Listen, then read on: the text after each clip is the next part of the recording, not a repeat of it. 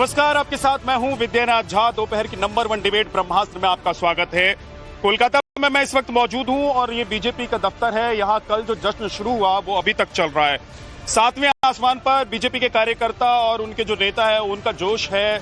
और पश्चिम बंगाल का किला जिस तरीके से बीजेपी ने ममता बनर्जी का ढहाया है, उसके बाद अब पार्टी में भी जोश हाई है। और सीधी नजर उत्तर प्रदेश पर है, क्योंकि 2027 में अब उत्तर प्रदेश के चुनाव होने वाले हैं। और यही वजह है कि प्रधानमंत्री नरेंद्र मोदी ने जब कल संबोधित किया देश को, पश्चिम बंगाल को, तो प्रधानमंत्री नरेंद्र मोदी ने सीधे सीधे निशाने पर अखिलेश यादव को भी लिया। और उन्होंने कहा कि जिस तरीके से पश्चिम बंगाल की महिलाओं ने टीएमसी को जवाब दिया है, उसी तरीके से 2027 में अखिलेश यादव यानी कि समाजवादी पार्टी को भी महिलाएं उत्तर प्रदेश में जवाब देंगी। और इसके जवाब में अखिलेश यादव ने आज हनुमान चालीसा की चौपाई पोस्ट कर एक कोशिश की, संदेश देने की कोशिश की कि भाई जिस हिंदू वोट बैंक की ये पूरी लड़ाई हो रही है उसके प्रति वो सॉफ्ट है। लेकिन समाजवादी पार्टी के नेता बार बार जिस तरीके के बयान देते हैं उससे ऐसा दिखाई नहीं देता है। तो क्या ये चुनावी सॉफ्टनेस है? पश्चिम बंगाल के बाद क्या अखिलेश यादव को यह महसूस होने लगा है कि पश्चिम बंगाल में बीजेपी ने हिंदुओं को संगठित कर इतना बड़ा मैंडेट हासिल किया है, कहीं उत्तर प्रदेश में भी ऐसा ही ना हो जाए? तो अखिलेश यादव से लेकर तमाम जो विपक्षी पार्टियां है बीजेपी की, वो सब लगातार अब ये दिखाने की कोशिश कर रही हैं। आज इसी मुद्दे पर डिबेट करेंगे कि 26 में बंगाल और 27 में क्या बीजेपी एक बार फिर से उत्तर प्रदेश फतेह कर लेगी। लेकिन सबसे पहले आपको एक रिपोर्ट दिखाऊं।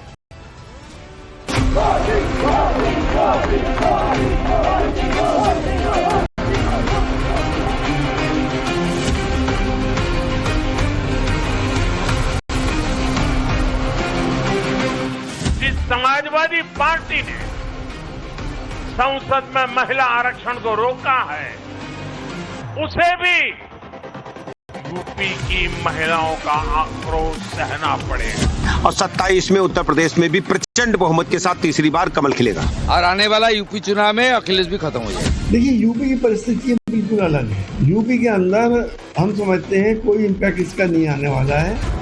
बंगाल फतह के बाद बीजेपी का अब मिशन यूपी। 2027 में बीजेपी यूपी में तीसरी बार कमल खिलाने की तैयारियों में जुट गई है। प्रधानमंत्री नरेंद्र मोदी ने तो बंगाल विजय के मंच से सीधे तौर पर समाजवादी पार्टी को निशाने पर लिया। महिला आरक्षण के मुद्दे को उठाकर सपा को महिला विरोधी बताया और कहा कि बंगाल में जिस महिला आक्रोश ने टीएमसी का सफाया किया, वही लहर 2027 में यूपी में समाजवादी पार्टी की चुनौती को ध्वस्त कर देगी। जिस समाजवादी पार्टी ने संसद में महिला आरक्षण को रोका है, उसे भी यूपी की महिलाओं का आक्रोश सहना पड़ेगा। महिला विरोधी समाजवादी पार्टी कुछ भी करके अपने पाप को कभी धुल नहीं पाएगी। बंगाल की जीत के जरिए पीएम मोदी सीधे तौर पर यूपी की राजनीति को साधते दिखे। 2027 के चुनाव से पहले वाराणसी और गंगा को लेकर दिया गया पीएम मोदी का बयान भी सीधे तौर पर प्रदेश की राजनीति को साधता दिख रहा है। प्रधानमंत्री के उम्मीदवार के रूप में भी काम दिया। और जब मैं काशी में अपना नामांकन भरने गया था और पत्रकारों ने मुझे घेर लिया, तो स्वाभाविक रूप से मेरे हृदय से एक ध्वनि निकली थी और मैंने कहा था कि न मैं आया हूं, न मुझे किसी ने भेजा है, मां गंगा ने मुझे बुलाया है।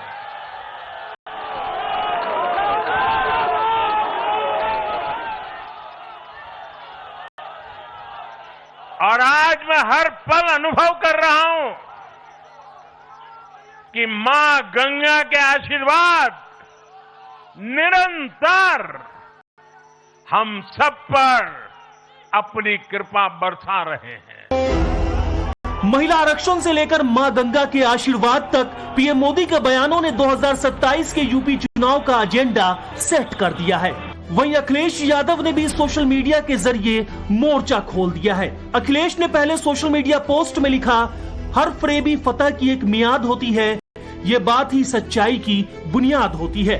बंगाल के नतीजों पर बीजेपी का बिना नाम लिए सियासी हमला करने के बाद अखिलेश यादव ने ज्येष्ठ माह के पहले बड़े मंगल के दिन हनुमान चालीसा की चौपाई पोस्ट की। सियासी गलियारों में इसके भी अलग मायने निकाले जा रहे हैं। दूसरी ओर बंगाल की जीत से उत्साहित बीजेपी अब यूपी में भी इसी लय को बनाए रखने की कोशिश में है। महिला आरक्षण, हिंदुत्व और मजबूत नेतृत्व, इन मुद्दों पर बीजेपी आक्रामक है। यूपी के दोनों डिप्टी सीएम ने भी 2017 का इतिहास दोहराने का दावा किया और कहा कि 2027 में आरजेडी, आप और टीएमसी से भी बुरा हश्र समाजवादी पार्टी का होगा। लेकिन समाजवादी पार्टी बीजेपी नेताओं के दावे और पूरे नैरेटिव को खारिज कर रही है। सपा नेता एसटी हसन का कहना है कि यूपी की परिस्थितियां बंगाल से बिल्कुल अलग हैं और यह एंटी इनकम्बेंसी और नाराजगी बीजेपी के खिलाफ जाएगी। मैं उत्तर प्रदेश के बारे में कहना चाहता हूं। उत्तर प्रदेश में 27 में जब भी चुनाव होगा, आप देखेंगे हम 17 वाला इतिहास दोहराएंगे। प्रचंड बहुमत के साथ पुनः भारतीय जनता पार्टी की सरकार बनेगी और महिलाओं का आक्रोश, आदरणीय प्रधानमंत्री जी ने अपने उद्बोधन में कल कहा कि महिलाओं के गुस्से ने, महिलाओं के आक्रोश ने तृणमूल कांग्रेस का सफाया किया है। उत्तर प्रदेश में भी समाजवादी पार्टी को महिलाओं के आक्रोश का सामना करना पड़ेगा और उनका इसका हर्जाना भुगतना पड़ेगा। उनको कभी भी माफ देश की और उत्तर प्रदेश की महिलाएं नहीं करेंगी। यूपी की परिस्थिति बिल्कुल अलग है। यूपी के अंदर हम समझते हैं कोई इम्पैक्ट इसका नहीं आने वाला है। लोगों ने डिसाइड करना शुरू कर दिया है कि उन्हें किसको जिताना है, किसको हराना है। तो यहाँ की परिस्थितियों को उससे मत जोड़िए। यूपी के अंदर आप जिस तरह से बंगाल में आपने देखा एंटी इनकम्बेंसी भी अच्छी खासी है। यूपी के अंदर और बहुत सी चीजें ऐसी हुई जिससे जनता नाराज भी है और सिर्फ मुसलमान ही नहीं बल्कि हिंदू भाई भी बहुत ज्यादा खुश नहीं है। तीनों का जो हश्र हुआ है, आम आदमी पार्टी का, राष्ट्रीय जनता दल का, टीएमसी का, उससे बुरा हश्र समाजवादी पार्टी का 2027 में यूपी के अंदर होगा। यहां कमल खिलेगा। तीसरी बार सुशासन देने वाली भाजपा सरकार यहां बनेगी। फिलहाल बंगाल से उत्तर प्रदेश तक सियासी बयानबाजियों का दौर जारी है। बीजेपी नेता शुवेंदु अधिकारी ने तो एक कदम आगे बढ़कर अखिलेश यादव के राजनीतिक भविष्य पर ही सवाल खड़े कर दिए और दावा किया कि आने वाले यूपी चुनाव में उनका भी सफाया हो जाएगा। ये खत्म, राहुल गांधी भी खत्म, तेजस्वी यादव भी पहले खत्म हो गया, ममता आज खत्म हो गया और आने वाला यूपी चुनाव में अखिलेश भी खत्म हो जाएगा। फिलहाल बंगाल के बाद यूपी में 2027 की जंग का काउंटडाउन शुरू हो चुका है।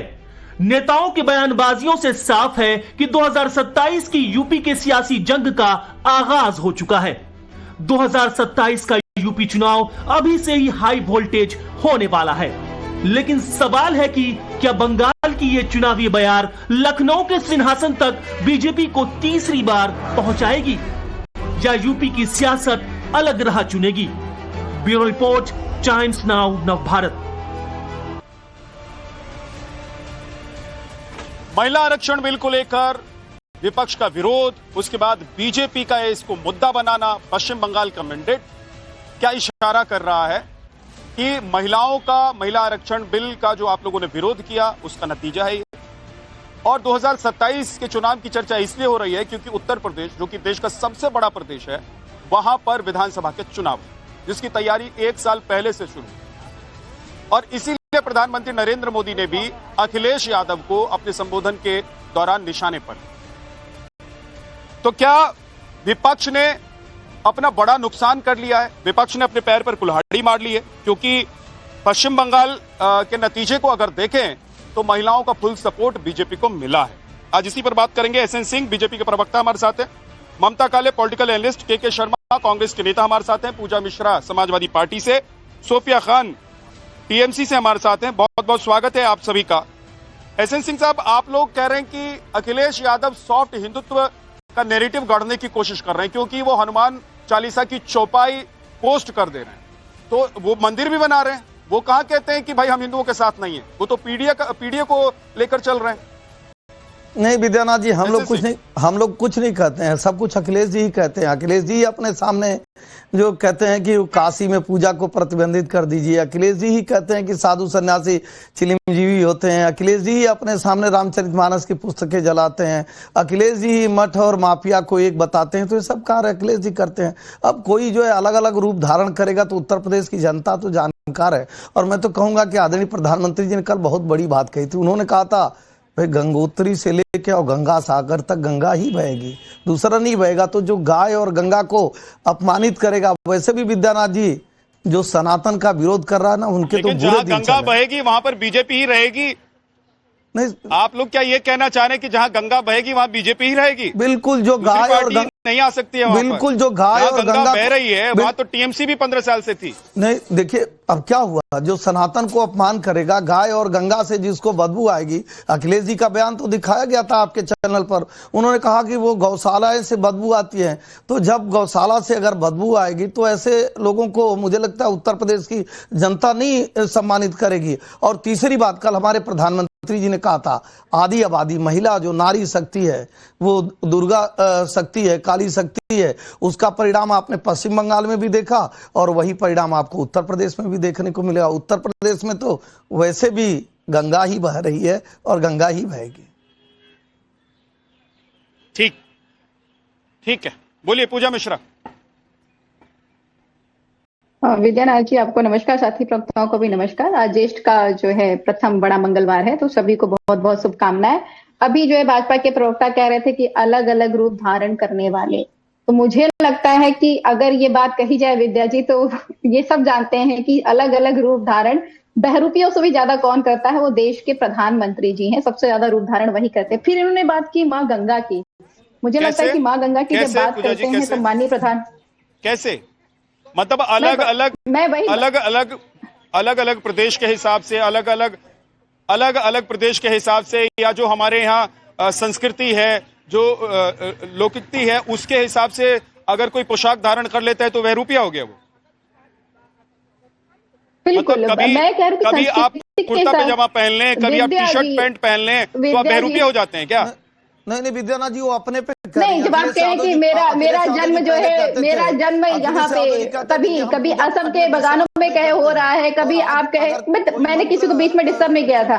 जब आप कहें कि आपका जन्म जो है असम के बगानों में हो गया हुआ था, फिर आप कहें फिर आप कहें कि जो है मैं अजन्मा हूँ, तो ये तय कर लीजिए ना कि आप अजन्मे हैं, कि आपका असम के बगान में जन्म हुआ था, कि आपका जन्म जो है रेलवे स्टेशन पे हुआ था, कि आप अजन्मा है।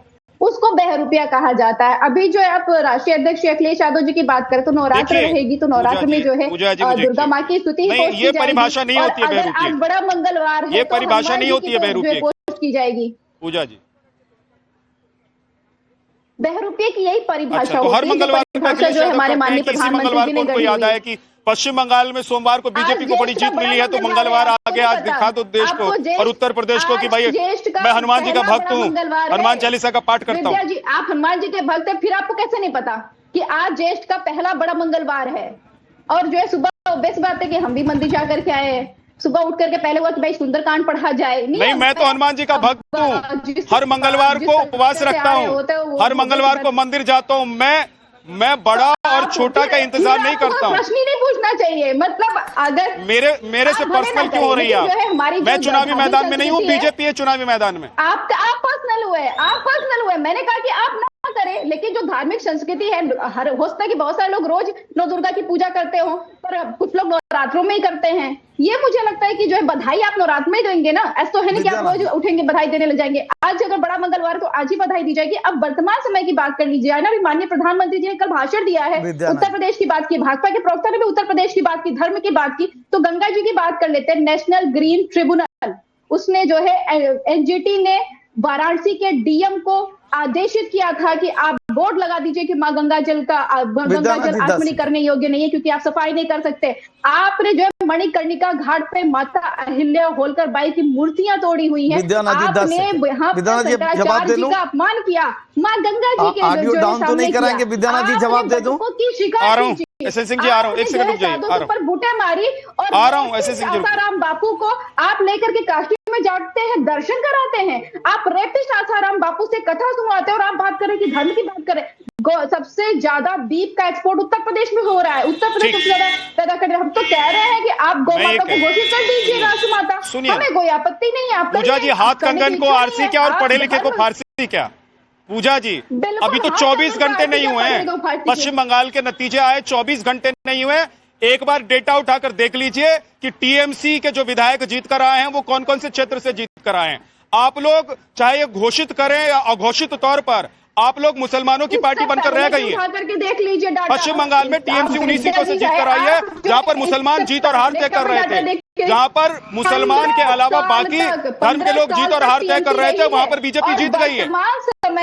वर्तमान समय में आपने 27 लाख वोटर्स को वोट डालने नहीं दिया। जो 90 लाख आपने काटे उसको तो हटा ही दीजिए। 27 लाख वोटर को, जहां पे जो है इलेक्शन कमीशन कह रहा है टीएमसी को 2-2, मतलब भाजपा नहीं चुनाव लड़ रही हो टीएमसी के अगेंस्ट में। नहीं, उसका भी फेयर डेटा मैं दे दूंगा आपको, उसका भी फेयर डेटा मैं दे दूंगा। लेकिन उससे पहले एक बार एसएन सिंह जी जल्दी से 30 सेकंड में जवाब दीजिए, उसके बाद ममता काले जल्दी से 30 सेकंड में। विद्यानाथ जी जानते हैं, विद्यानाथ जी मैं दे दूंगा, क्योंकि मैं तो पत्रकार हूं, देश को सच बताना मेरा काम है। सुन लीजिए विद्यानाथ, सुनिए 10 सेकंड, आपने 10 सेकंड दिया, 10 सेकंड। विद्यानाथ जी, मैं कोई चुनाव नहीं लड़ता हूं, मुझे कहीं चुनाव नहीं जीतना है। अरे सुन लीजिए विद्यानाथ जी, बोलिए। विद्यानाथ जी, आपने कहा ना बहुरूपिया उसको कहते हैं ना, जो नहीं होता वो रूप धारण कर लेता उसको बहुरूपिया कहते हैं। आप बताइए, जो पार्टी कहती थी हवा में उड़ गए जय श्री राम, आज अगर वो हनुमान जी का नाम ले रही है, भगवान राम के भक्त का नाम ले रही है, तो इसको बहुरूपिया नहीं कहेंगे। जो लोग काशी में पूजा को प्रतिबंधित कर देते थे, जो अखिलेश यादव कहते थे काशी में तो लोग अंतिम समय में जाते हैं, जिस पार्टी के नेता जय श्री राम का नारा देने पे मेरठ में 15 लोगों को जेलों में डाल देते थे, मैं तो साधुवाद धन्यवाद देगा उत्तर प्रदेश की जनता का कि बार बार ऐसे ही सनातनियों की सरकार बनाते रहिए। अगर एक सवाल, एसएन सिंह जी और पूजा जी प्लीज रुकिएगा, एसएन सिंह और पूजा मिश्रा जी प्लीज रुक जाइए। एक सवाल ये है कि क्या सच में अखिलेश यादव को पश्चिम बंगाल के जो नतीजे आए हैं उसके बाद ये डर सताने लगा है कि भाई अगर पश्चिम बंगाल में हिंदू संगठित होकर बीजेपी को जिता सकते हैं तो उत्तर प्रदेश में तो क्या ही हो जाएगा। अच्छा, उत्तर प्रदेश में फिर तो ऐसी प्रचंड बहुमत बीजेपी को मिल सकती है जिसकी किसी ने कल्पना नहीं की होगी 2000। ममता काले, मेरा सवाल ये है कि क्या महिला आरक्षण संशोधन बिल जिसे विपक्ष ने ठुकरा दिया, उसने पश्चिम बंगाल में विपक्ष को हरा दिया, या अखिलेश यादव को पश्चिम बंगाल के चुनाव के नतीजों को देखने के बाद ये याद आया है कि भाई अगर हिंदुओं से दूरी बनाएंगे तो फिर कहीं के नहीं रह जाएंगे। विद्यानाथ जी बहुत बहुत धन्यवाद। और आप तो वेस्ट बंगाल में हैं, तो पहली तो रिक्वेस्ट जो मैं कल से कर रही हूं पर चैनल ने आपके पास पहुंचाई नहीं कि रसगुल्ला जरूर लेके आइएगा वहां से, तो क्योंकि कल मैं 2 बजे से 7 बजे तक चैनल पे थी, तो मैंने बोला भाई विद्यानाथ जी को हमारी रिक्वेस्ट पहुंचा दीजिए, तो लेके आइएगा। झालमुड़ी भी लेके आऊंगा, झालमुड़ी भी लेके आइएगा जी। बिल्कुल, अब तो प्रधानमंत्री नरेंद्र मोदी जी ने झालमुड़ी को भी नेशनल फूड बना दिया है जी। Absolutely correct. हरियाणा के चुनाव के बाद किसी ने जलेबी को बनाया था, आदरणीय प्रधानमंत्री जी ने झालमुड़ी को बना दिया है। विद्यानाथ जी, कल ना मैंने 2 बार आपके चैनल में अपना एक ट्वीट दिखाया था, एक बार फिर से दिखा रही हूँ बिकॉज मुझे बहुत गर्व है, क्योंकि I am the only person जिसने ये ट्वीट किया था 29 तारीख की रात को 11:04 पर। और बेसिकली इस पे मैंने स्पष्ट तौर से लिखा था कि Bharatiya Janata party 170 plus seat जीत रही है और ममता बनर्जी भवानीपुर से चुनाव हार रही है। स्क्रीनशॉट इसको सेव कर लीजिए, 4 तारीख को बात करेंगे, ये मैंने लिखा था। मुझे खूब धमकियां भेजी, गालियां बकी गई डीएम के अंदर। और कल भी मैं लगातार चैनल पे बोल रही थी रुकिए बिल्कुल ये होगा जो मैंने कहा था, और आज मैं फिर से बोल रही हूं जिम्मेदारी के साथ, हवे में मैं कोई बात नहीं करती, डंके की चोट पर बोल रही हूं कि 2027 में महाराज जी आदरणीय योगी आदित्यनाथ जी की सरकार उत्तर प्रदेश में वापस आ रही है और डंके की चोट पर बड़ी बहुमत से वहां पर सरकार बन रही है। क्यों सरकार बन रही है? क्योंकि जो बात आपने पहले बोला कि लेकिन क्यों, मेरा सवाल ये है ममता काले जी, मेरा सवाल ये है कि क्यों, क्या आप लोगों ने पश्चिम बंगाल जीत लिया है इसलिए आप लोग इतनी कॉन्फिडेंट हो गई हैं कि उत्तर प्रदेश में भी ऐसा हो जाएगा? क्या आप लोगों को लग रहा है कि महिला आरक्षण संशोधन बिल का विरोध विपक्ष को भारी पड़ गया? क्या आप लोगों को लग रहा है कि तुष्टीकरण ध्रुवीकरण की राजनीति जो पश्चिम बंगाल में ममता बनर्जी 15 साल से कर रही थी उसकी मौत हो गई है, इस वजह से आप लोग सोच रहे हैं कि उत्तर प्रदेश में बड़ी जीत मिल सकती है आप लोगों को?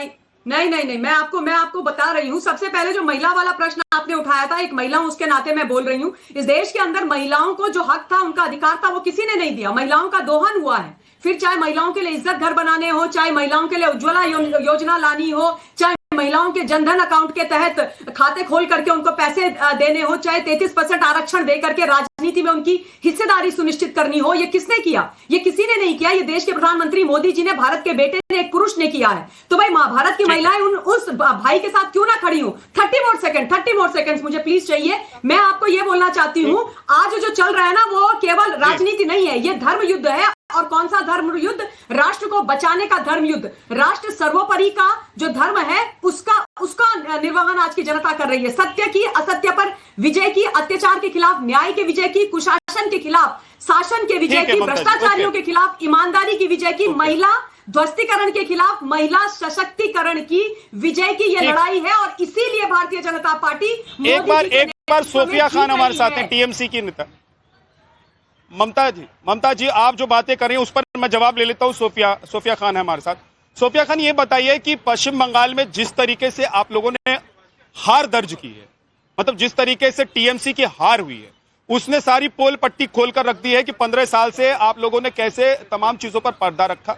महिला आरक्षण संशोधन बिल का विरोध करना आप लोगों को भारी पड़ गया। आप लोगों ने यहां तुष्टीकरण और ध्रुवीकरण की राजनीति की। आज आपके जो विधायक जीत कर आए हैं, 19 सीटों से जीत कर आए हैं, जहां पर मुस्लिम बहुल इलाका है, जहां पर मुस्लिम समुदाय के लोग ही ये तय कर रहे हैं कि जीतेंगे कि हारेंगे। तो क्लियर मैंडेट तो पश्चिम बंगाल से उत्तर प्रदेश तक है। नमस्कार, आदाब आप सभी को। सबसे पहले तो देखिए, ट्रू स्पोर्ट्समैनशिप वही होता है कि हम ये चीज को स्वीकार लें। अगर जनता को चाहिए था कि बीजेपी आए तो बीजेपी आ गई। अभी देखिए, इस बात पे बहस नहीं करते हुए डेफिनेटली अब हम विपक्ष में हैं। पक्ष और विपक्ष जिस दिन देश के हित के लिए सोचने लगे, खासकर पश्चिम बंगाल में हूं तो पश्चिम बंगाल के हित के लिए, अगर आज भाजपा को लोगों ने किसी एक विश्वास के साथ चुना है, तो मैं अब बस यही विपक्ष में होते हुए मैं बस यही आशा करूंगी कि लोगों को जो भी वादे करके, खासकर मैं अगर उनको याद दिलाऊं कि आपको क्या लगता है भाजपा को किस विश्वास के साथ लोगों ने चुना है? सोफिया जी, मैं आपको रोक रहा हूं, बीच में काट रहा हूं, क्योंकि आपने कहा कि भाजपा को लोगों ने विश्वास के साथ चुना है, लोगों ने वोट किया, जाहिर सी बात है। आपको क्या लग रहा है कि बीजेपी को क्यों पश्चिम बंगाल की जनता ने चुना है? क्या विश्वास उनको बीजेपी ने ऐसा दिलाया? क्या बीजेपी के नेताओं ने अपने भाषणों में, चुनाव प्रचार में कहा जिसकी वजह से आप लोग हार गए और बीजेपी को पूर्ण बहुमत मिल गया यहाँ पर?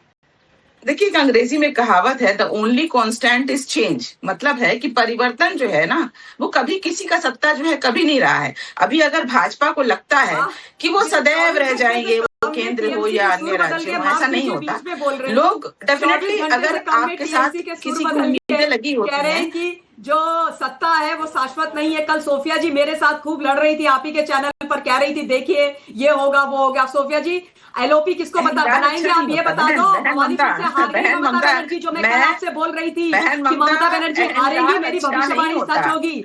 अच्छा, और दूसरा मैं बताऊं, 8 बजे के बाद अब आपको भी घर बैठने की आवश्यकता नहीं है। देश के गृह मंत्री जी ने बोला था महिलाएं 2 बजे भी स्कूटी लेके वेस्ट बंगाल में घूमेंगी। आप भी घूमिएगा, समय मेरा था, आप भी घूमिएगा। समय बहुत बलवान होता है, की जरूरत समय बहुत बलवान होता है। मैंने अपने विचारों के साथ समझौता आज भी नहीं किया है। हम विपक्ष में हैं, पर समझौता तो विचारों के साथ आज भी नहीं किया है। बेटियों को, बहुओं को या एग्जिट हो जाऊं, किसी की नोचेगा नहीं, ये आप याद रखिएगा। एक एक करके ममता जी, एक एक करके एक बार सोफिया खान कंप्लीट कर ले। ममता का ले, एक सेकंड ममता जी, एक एक करके एक बार सोफिया खान कंप्लीट कर लेती है, उसके बाद आप बोलिएगा।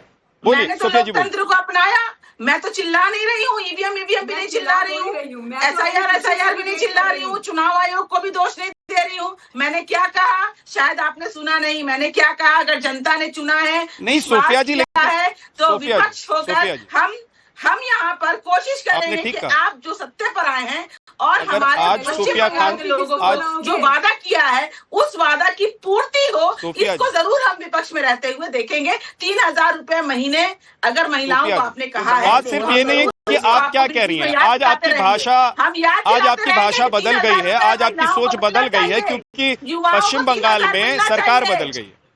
और महिलाएं जी। सुरक्षित हो, इसको भी आपको देखना होगा। तो विपक्ष हमने अपने विचारों के साथ समझौता नहीं अभी तो किया है। बीजेपी ने वादा कर दिया कि सबसे पहले आयुष्मान योजना लेकर आएंगे पश्चिम बंगाल चला में। रही है ना कि कल सोफिया जी कुछ कह रही थी, सोफिया जी आज भी वही कह रही है जो सोफिया जी कल कह रही थी। हमने अपने विचारों के साथ समझौता नहीं किया है। अरे सोफिया जी, सोफिया जी सबका समय आता है, आपके सुर बदल गए, आपके सुर बदल गए, कलवारी सोफिया नहीं है, सोफिया नहीं है।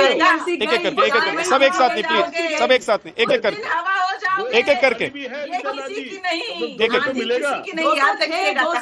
भाजपा 206 तख्तो ताज सबके जाएंगे, भाजपा 206 तख्तो ताज सबके जाएंगे। इसलिए आज हंस लो, आज हंस लो, कल से सब जनता के लिए काम। चलिए एक बात अच्छी लगी सोफिया खान, कल तक डिबेट पर मैं नहीं है, पश्चिम आपको बुलाता था, आप बोलती थी, तो आपकी भाषा, आप लोगों को लोगों ने चुना है तो लोगों ने भूल की है। अगर आप लोग काम के वादे पर आए हो, ठीक है मैडम, आपकी बात समझ में आ गई, विपक्ष को चिढ़ाना बंद करो। आपकी बात समझ में आ गई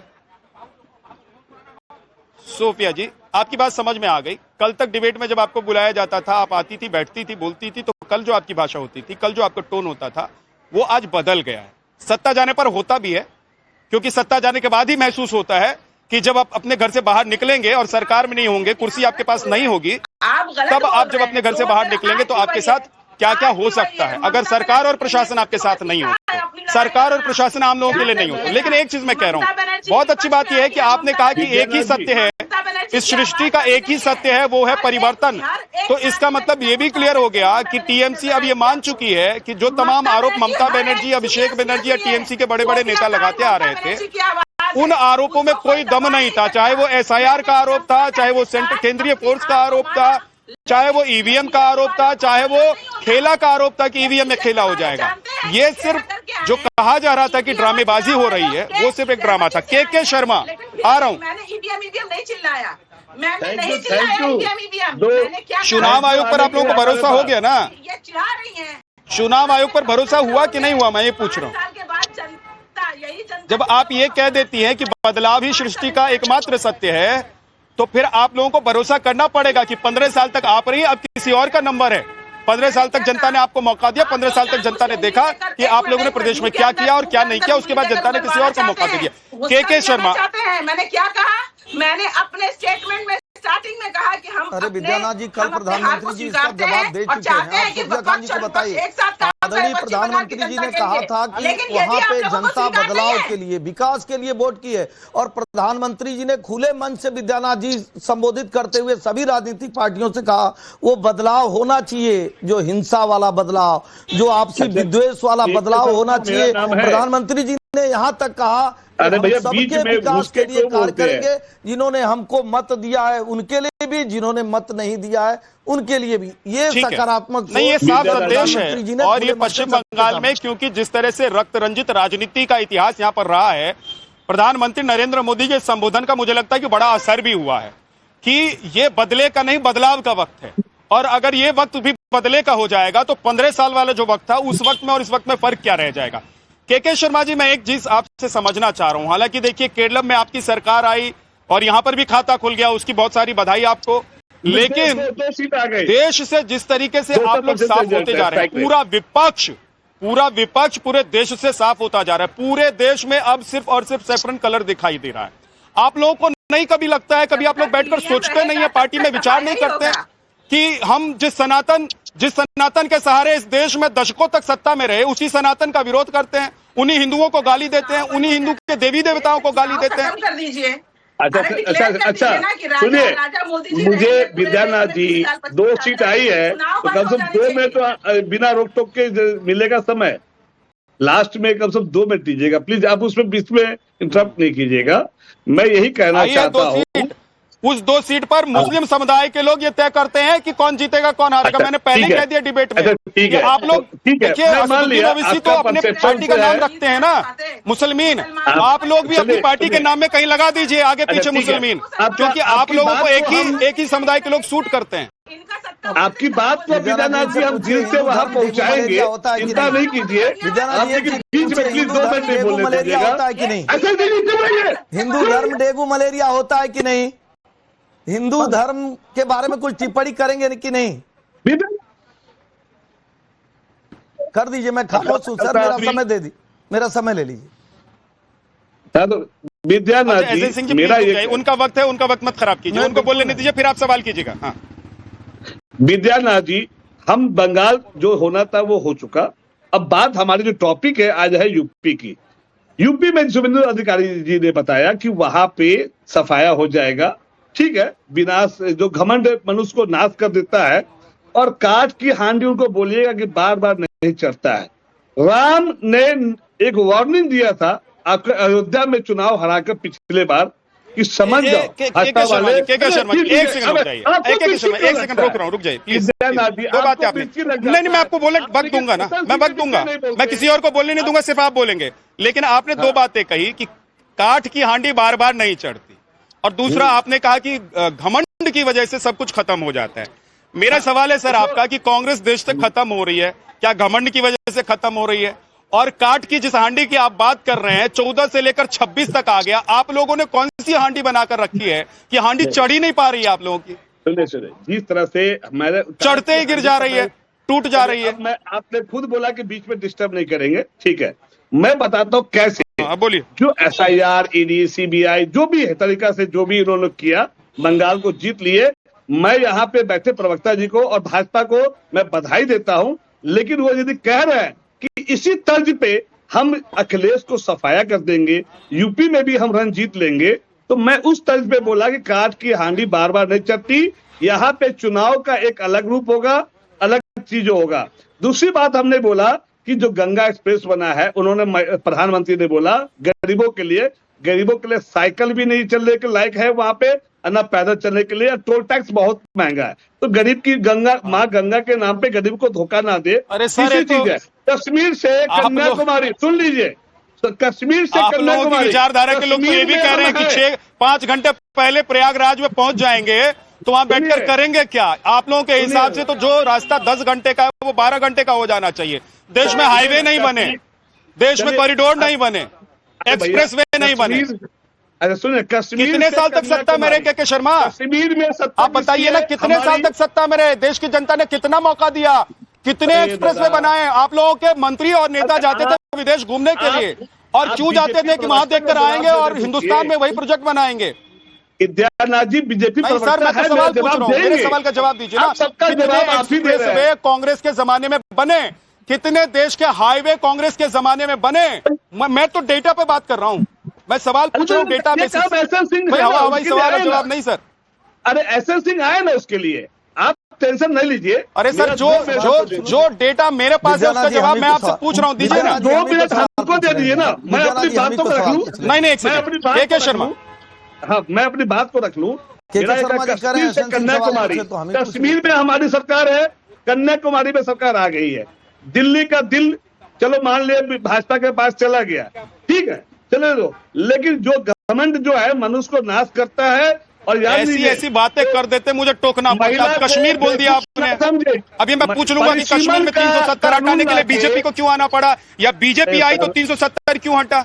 अरे SN सिंह जी, आप मत आया करो, जब भैया विद्यानाथ जी आपका रोल निभा ही देते हैं सारा, तो मेरा आप ना तो आराम करो। मेरा ये कहना है विद्यानाथ जी, नहीं होती है ना, तो आप उन पे, कश्मीर में आपकी सरकार है, शर्मा जी, कश्मीर में आपकी सरकार है, कश्मीर में आपकी सरकार है, कश्मीर में आपकी सरकार है। आज सब लोग हंस रहे होंगे आप पे, यही कहा जा रहा है। मैं तो अपील कर रहा हूं उत्तर प्रदेश की जनता को, ऐसे ही आप भारतीय जनता पार्टी की सरकार बनाते रहिए। जो लोग राम को काल्पनिक करते थे, जो राम को मानते ही नहीं थे, एक एक करके SN सिंह जी प्लीज उनको कंप्लीट करने दीजिए। के शर्मा, बाकी सबका ऑडियो डाउन रखिए। के शर्मा बोलिए। मैं यही कहना चाहता हूँ, यूपी का जो चुनाव है हम उस पे बात करें, ना कि बंगाल। जो बंगाल में जनता ने मैंडेट दिया है, जनता को सलाम, और भाजपा को भी हम बधाई, और हमें भी लड्डू आप भी खाना, हमें भी खिलाना साथ में। लेकिन राम की धरती पे पिछली बार आपको हरा के राम ने वार्न किया था कि अपने कुशासन को बंद करो, ये हमारे नाम का जो तुम जो बेचते हो दुनिया को। और इस बार यदि आप नहीं माने तो वही राम भगवान राम न्याय करेगा उसी धरती से जहां पे अयोध्या पे आप पिछली बार चुनाव हारे थे, और लोकसभा के चुनाव में। और इस बार वार्निंग को समझ, भगवान वार्निंग देता है, याद रख लीजिएगा। राम जो है ना इसी धरती पे है और न्याय करेगा। जो काठ की हांडी जो मैंने बोला कि काट के हांडी बार बार नहीं चढ़ती, मतलब झूठ फरेब ईडी सीबीआई राहुल गांधी के लिए कहाँ है राम? अखिलेश यादव जी के लिए कहाँ है राम? अरे भैया जिनका राम है, देश के 130 करोड़ लोग जाके दर्शन कर चुके हैं। फिर गाय देश के 130 करोड़ लोग जाकर अयोध्या में दर्शन कर चुके हैं। भाई विद्यानाथ जी, समय चाहिए होगा। मुस्लिम ले आए, यूपी में भगवान ले आए, चुनाव आए नहीं, उससे पहले यूपी में हनुमान जी आ गए, यूपी में राम जी आ गए।